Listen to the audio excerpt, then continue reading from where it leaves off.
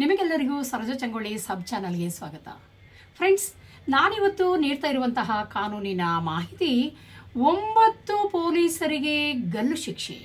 ಹೌದು, ಪೊಲೀಸರು ತಮ್ಮ ಅಧಿಕಾರವನ್ನು ದುರುಪಯೋಗಪಡಿಸಿಕೊಂಡ ಕಾರಣಕ್ಕಾಗಿ 9 ಪೊಲೀಸರಿಗೆ ಗಲ್ಲು ಶಿಕ್ಷೆಯನ್ನು ವಿಧಿಸಿರುವಂತಹ ಒಂದು ಪ್ರಕರಣದ ಬಗ್ಗೆ ಇವತ್ತು ನಾನು ಮಾತಾಡ್ತಾ ಇದ್ದೀನಿ.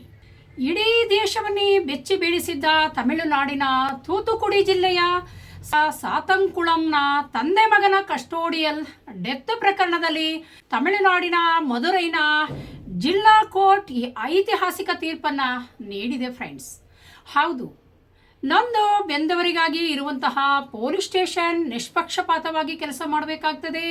ಹಾಗೆ ಇಲಾಖೆಯಲ್ಲಿ ಇರುವಂತಹ ಗೈಡ್ಲೈನ್ಸ್ ಪ್ರಕಾರನೇ ಕೆಲಸ ಮಾಡಬೇಕಾಗ್ತದೆ.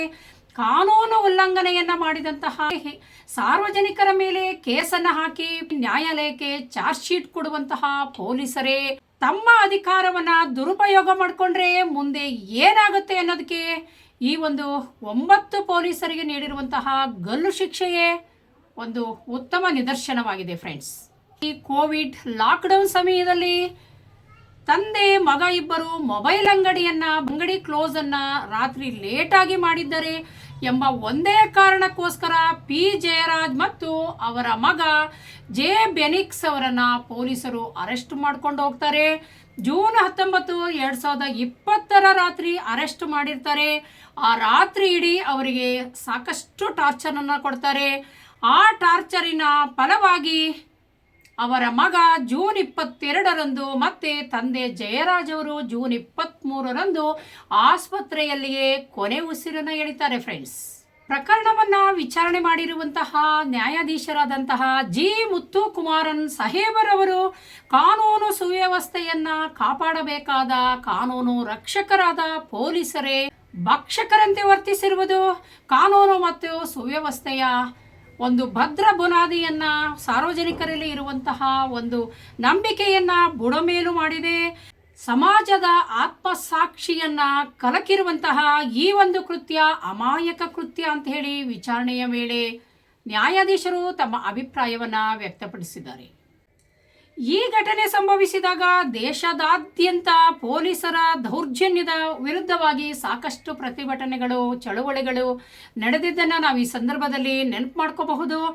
ಸಿಬಿಐ ನಡೆಸಿದ ಸುದೀರ್ಘ ತನಿಖೆಯಲ್ಲಿ 100ಕ್ಕೂ ಹೆಚ್ಚು ಸಾಕ್ಷಿದಾರರನ್ನ ವಿಚಾರಣೆಗೆ ಒಳಪಡಿಸಲಾಗಿತ್ತು.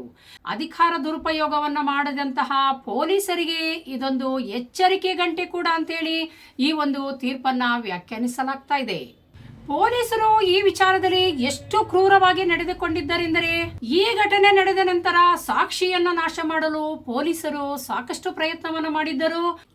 ಪೊಲೀಸರು ಸಾಕ್ಷಿ ನಾಶ ಮಾಡಲು ಪ್ರಯತ್ನ ಮಾಡಿದಂತಹ ಒಂದು ಪ್ರಯತ್ನಕ್ಕೆ ತಣ್ಣೀರೆರಚಿದ್ದು ಅದೇ ಸ್ಟೇಷನ್ನಿನ ಒಬ್ಬ ಮಹಿಳಾ ಕಾನ್ಸ್ಟೇಬಲ್ ಅವರು ನೀಡಿದಂತಹ ಒಂದು ಸಾಕ್ಷಿ.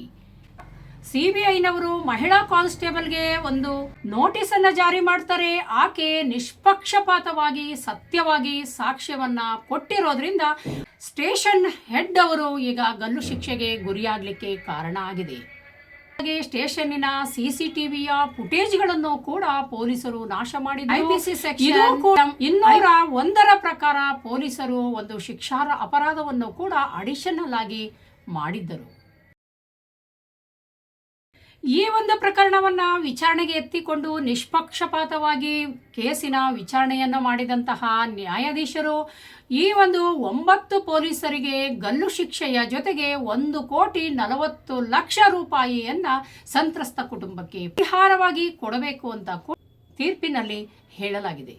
ಈ ಒಂದು ಪ್ರಕರಣದಲ್ಲಿ ಗಲ್ಲು ಶಿಕ್ಷೆಗೆ ಒಳಗಾದಂತಹ ಆರೋಪಿಗಳು ಯಾರ್ಯಾರಂದ್ರೆ ಇನ್ಸ್ಪೆಕ್ಟರ್ ಶ್ರೀಧರ್, ಸಬ್ ಇನ್ಸ್ಪೆಕ್ಟರ್ಗಳಾದ ಬಾಲಕೃಷ್ಣನ್ ಮತ್ತು ರಘು ಗಣೇಶ್, ಹೆಡ್ ಕಾನ್ಸ್ಟೇಬಲ್ಗಳಾದಂತಹ ಮುರುಗನ್ ಮತ್ತು ಸ್ವಾಮಿ ದೊರೈ, ಹಾಗೆ ಕಾನ್ಸ್ಟೇಬಲ್ಗಳಾದಂತಹ ಮುತ್ತುರಾಜ, ಚೆಲ್ಲಾದೊರೈ, ಥಾಮಸ್ ಫ್ರಾನ್ಸಿಸ್ ಮತ್ತು ವೇಲು ಅವರು ಶಿಕ್ಷೆಗೆ ಒಳಗಾದಂತಹ ಪೊಲೀಸ್ ಇಲಾಖೆಯ ಸಿಬ್ಬಂದಿಗಳಾಗಿದ್ದಾರೆ. ಸಮಸ್ಯೆ ಆದಾಗ ಪೊಲೀಸ್ ಸ್ಟೇಷನ್ಗೆ ಬರುವಂತಹ ದೂರುದಾರರ ಮೇಲೆ FIR ಹಾಕುವುದು, ಚಾರ್ಜ್ ಶೀಟ್ ಹಾಕುವುದು, ಅವರನ್ನ ಆರೋಪಿಗಳಂತೆ ನೋಡುವುದು ಪೊಲೀಸ್ ಸ್ಟೇಷನ್ಗಳಲ್ಲಿ ಸಾಮಾನ್ಯ ಎಂಬ ಸಾರ್ವಜನಿಕರ ಅಭಿಪ್ರಾಯ ಕೇಳಿ ಬರುತ್ತಿರುವಂತಹ ಹಿನ್ನೆಲೆಯಲ್ಲಿ ಪೊಲೀಸ್ ಇಲಾಖೆ ಸಿಬ್ಬಂದಿಗಳಿಗೆ ಗಲ್ಲು ಶಿಕ್ಷೆಯನ್ನ ನೀಡೋದರ ಮೂಲಕ ಮದುರೈ ಡಿಸ್ಟಿಕ್ ಕೋರ್ಟ್ ಪೊಲೀಸರಿಗೆ ಒಂದು ಎಚ್ಚರಿಕೆ ಗಂಟೆಯಾಗಿ ತೀರ್ಪನ್ನು ನೀಡಿದೆ.